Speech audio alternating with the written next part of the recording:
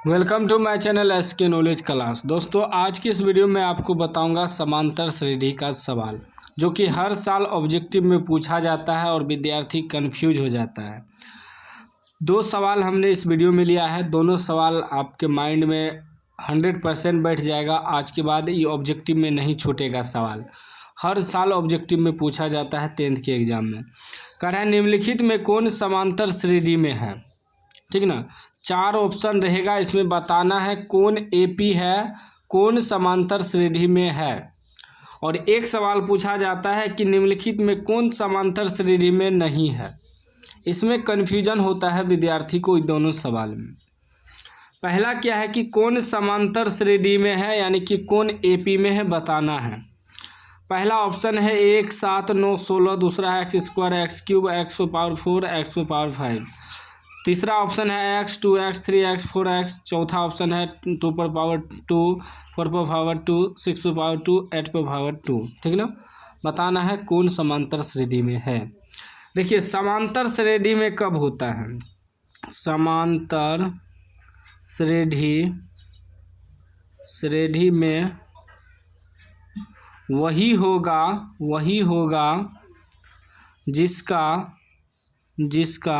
सार्व अंतर समान होगा। समांतर श्रेणी में वही होगा जिसका सार्वंतर समान होगा। अब इसमें आपको चेक करना है कि इस सब के बीच सार्वंतर समान है या नहीं, डी जो है समान है या नहीं। यदि चारों ऑप्शन में जिसका सार्वंतर समान हो जाएगा वही सार्वंतर होगा। इसको चेक करना है। पहला ऑप्शन को चेक करते हैं, ठीक ना, ए ऑप्शन को। इसके अंतर देखना है समान है या नहीं, सार्वंतर समान है या नहीं। 1 और 7 के बीच कितना का अंतर है? 6 का अंतर है। और 9 और 7 के बीच कितना का अंतर है? 2 का अंतर है। यहाँ क्या है? 6 का अंतर है और यहाँ 2 का अंतर है। तो इसका मतलब यह समांतर श्रेणी नहीं है। पहला ऑप्शन गलत है, समांतर श्रेणी नहीं है। ठीक। अब दूसरा ऑप्शन चेक करेंगे।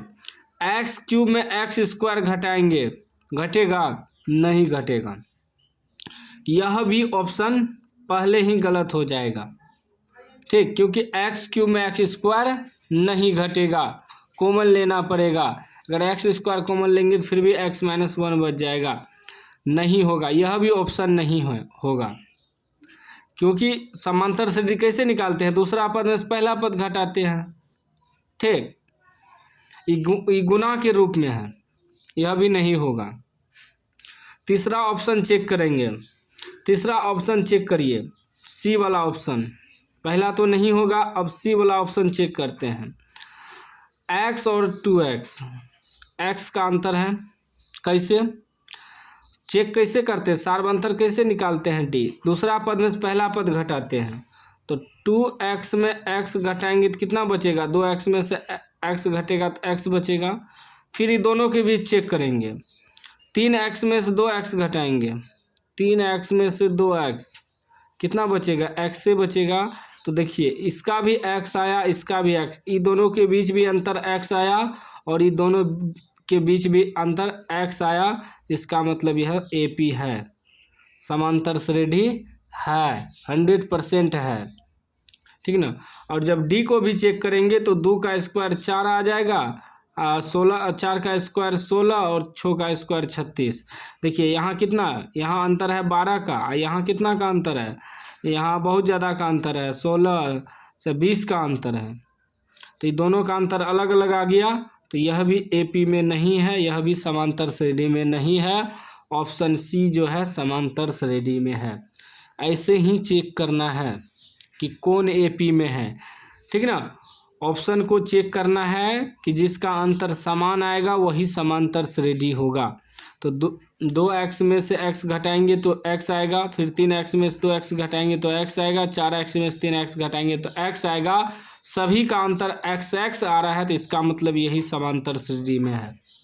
ठीक है ना। इस प्रकार चेक किया जाता है कौन समांतर श्रेणी में है, कौन नहीं है।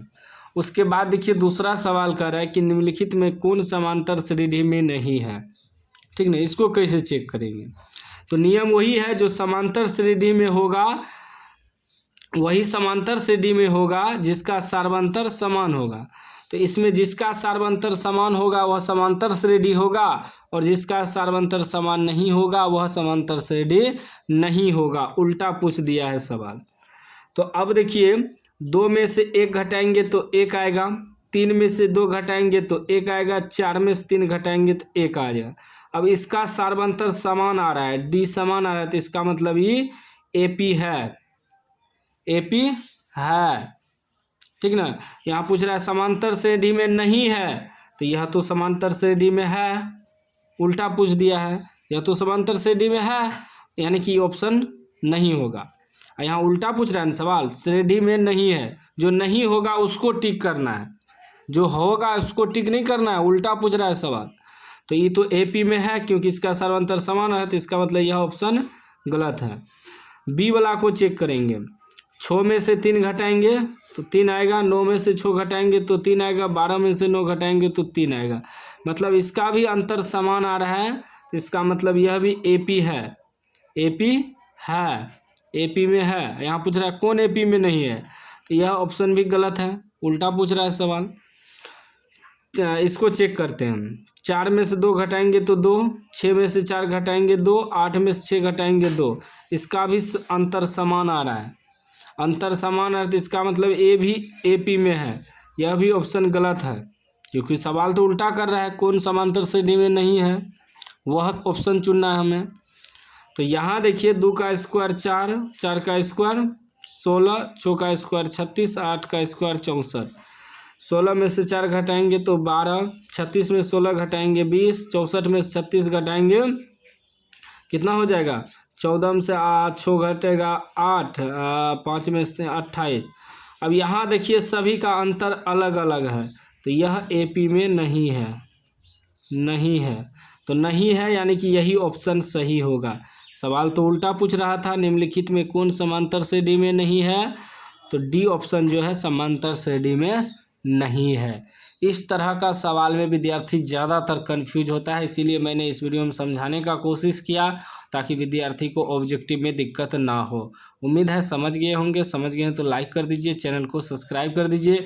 एक बार में नहीं समझे हैं तो वीडियो को फिर से देख लीजिए।